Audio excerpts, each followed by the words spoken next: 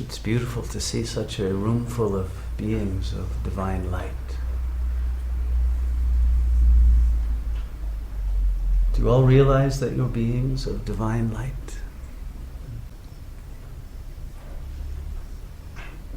That's our natural essence, our real state of the self. When we realize the self, we're in a state that is not only luminous, but filled with love, joy, bliss, and many kinds of empowerment, from psychological empowerment to paranormal levels of empowerment. So there's a lot to be gained from realizing who we are.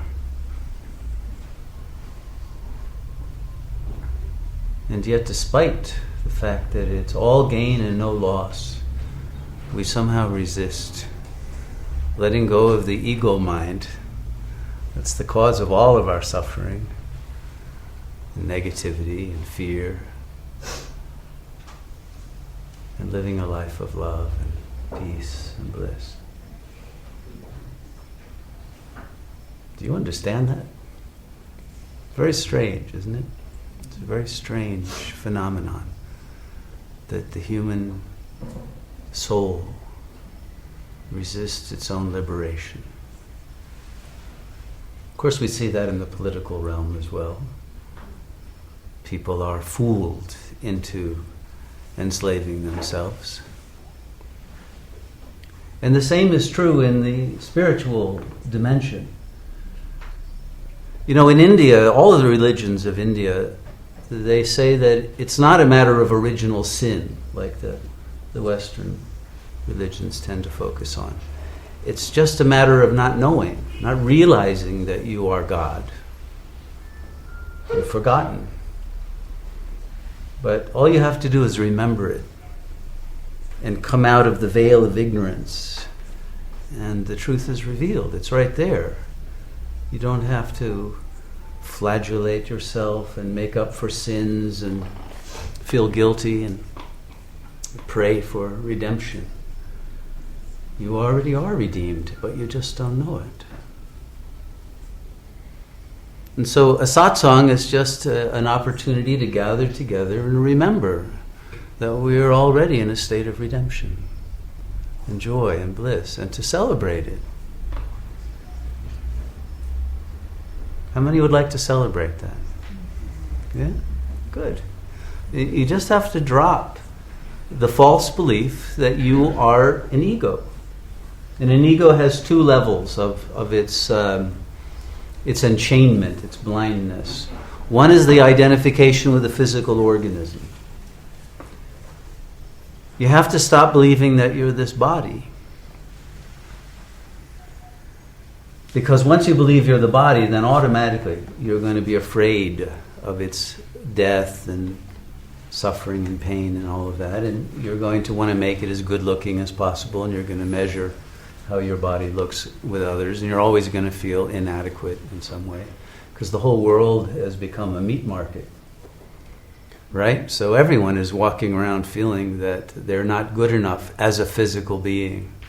If only I had a bigger this or a smaller that and a different shape to this, right? Everyone is going around with the misery of feeling that the body is just not it, not attractive enough, not strong enough, not healthy enough, whatever. If we can just give that up by realizing you're not the body.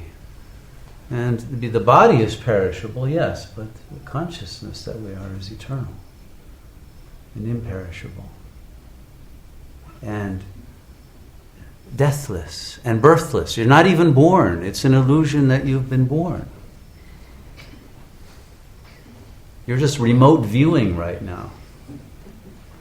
Because the self is in another dimension, and yes, it's using these sensory organs, but it's not really in the body. The body is in the consciousness. We have to reverse our paradigm. And the second enchainment is to the mind. We want to think all the time.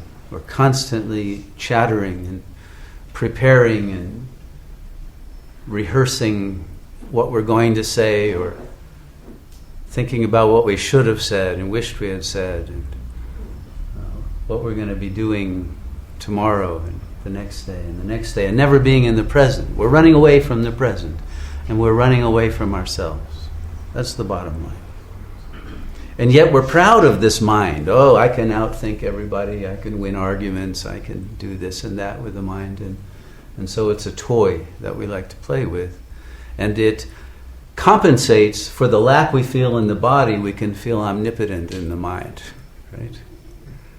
Nobody knows how good I am, but yeah, if they knew, I'd really show them, right? So the mind and the body are kind of linked with this inferiority and superiority complex system that the ego is trapped in. But the fact is, you're neither the body nor the mind. Did they teach you that in school? They didn't. They forgot that, didn't they? In fact, they teach us the opposite, and that's the problem these days. We're in a very unhealthy culture. If we would go back a few thousand years, and especially in the East, but even in the West, that's what they would teach. They did teach that in the ancient universities. And the whole idea of culture was to transcend the illusion that you're the organism and the mind, and to realize the spirit, the self that is beyond. And the self is pure awareness. Silent presence. And at that level of your being, the real self, you're already realized and you're already free and you're already at peace. All of that. Because it is that part of you that's undisturbed and undisturbable. But because you're identified with these outer layers of consciousness, you don't know that. And the outer layers are very disturbed and agitated and going through all of their rigmarole trying to maintain balance. But at the inner core of the self, the center of this whirling circle, this dervish that the ego is, there is always peace. And all we have to do is come back to our center. That's all we have to do. And that center is effortless, choiceless awareness. Famous phrase by Krishnamurti. Effortless, choiceless awareness. Just presence. The problem is you have to make a lot of effort to reach the state of effortlessness. But the only effort you really have to make is to realize that you are already that effortless, peaceful center. So it's an effort of remembering, of focusing the attention inward. That's all. And if you focus there and abide there long enough so that the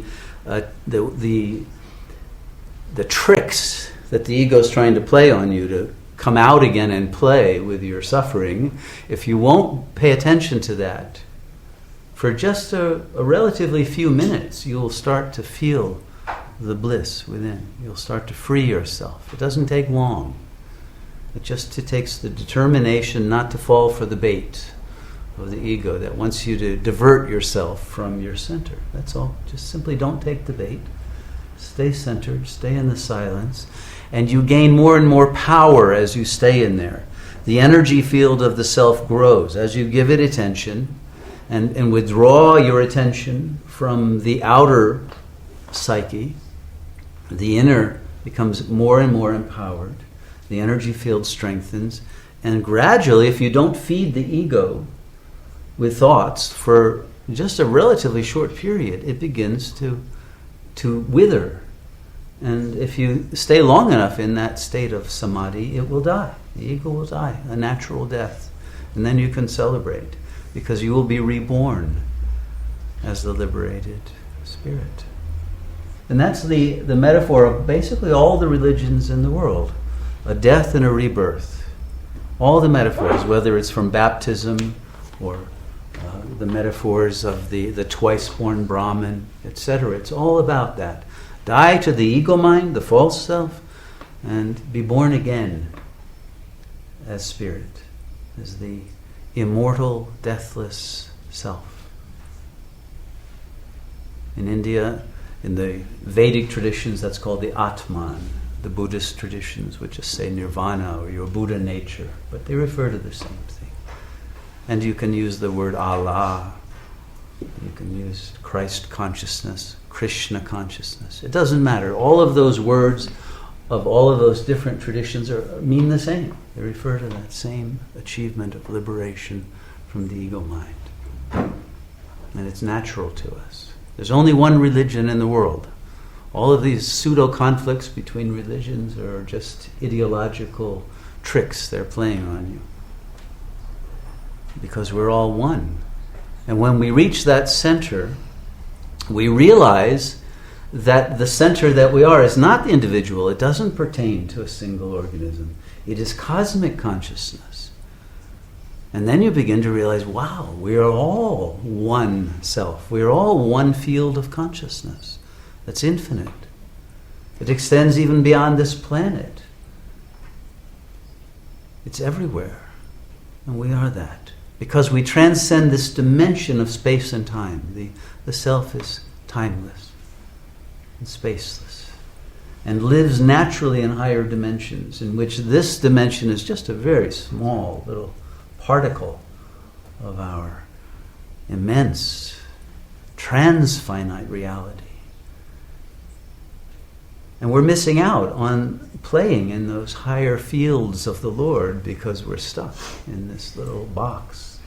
And we think this phenomenal sensorial plane is all there is, but it's not. It's just the minutest part of our being. And so it's said that, God has many mansions. And why live in just a tiny room when you can have it all? But it means letting go of the suffering of the ego and the miniature identity as a single organism. But everything we're taught in school is that that's who you are and that's what you live for, is to maximize the amount of money that organism has, the amount of pleasurable vacations it has, and all of the other things, the trophy spouse and all of that. That's it. Your whole life is focused on that. But the logic of spiritual development is the opposite. And it seems crazy to the ego mind, especially in a capitalist system that's focused on profit. And so there are stories that are given in the spiritual paths to kind of shake you loose from that. I remember there's a story of in the Indian Vedic tradition of Krishna, who is the equivalent of Christ in the Indian tradition. He's the avatar of God. He and Arjuna, his human buddy, are traveling around. They've won the war of the Gita now, and they're just kind of traveling around the kingdom.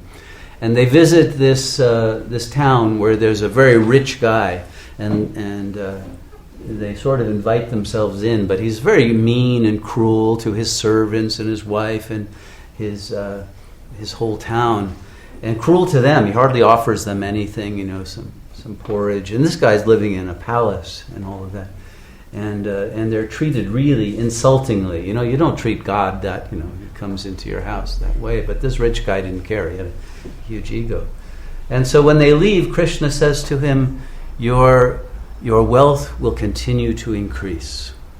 And Arjuna looks at him like, what?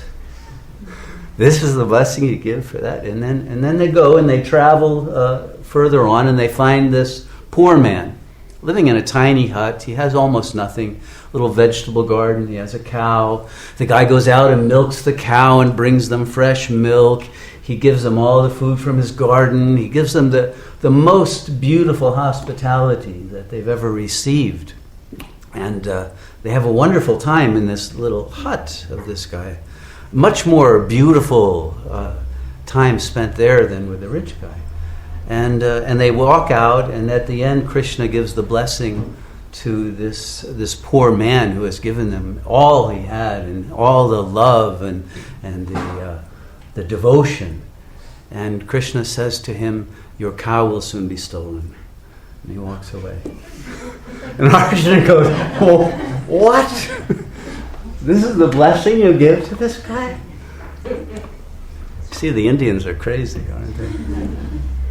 And Krishna says, Arjuna, look, the rich man's wealth has taken him away from God. He's cursed himself. By giving him more wealth, he just increases his suffering. And he will be further and further from God. But that's what he wants, so I'm giving him what he wants. Whereas the poor man wants union with God. And frankly, having that cow is diverting his attention from meditation. By losing that cow, he'll meditate and he'll reach liberation in this life. It was the greatest blessing I could give him. And Arjuna goes, whoa, I wouldn't have seen that one. Right? So it's a different logic when you start thinking of life as a spiritual journey rather than some capitalist journey of making the most money you can. It's a very different way of living.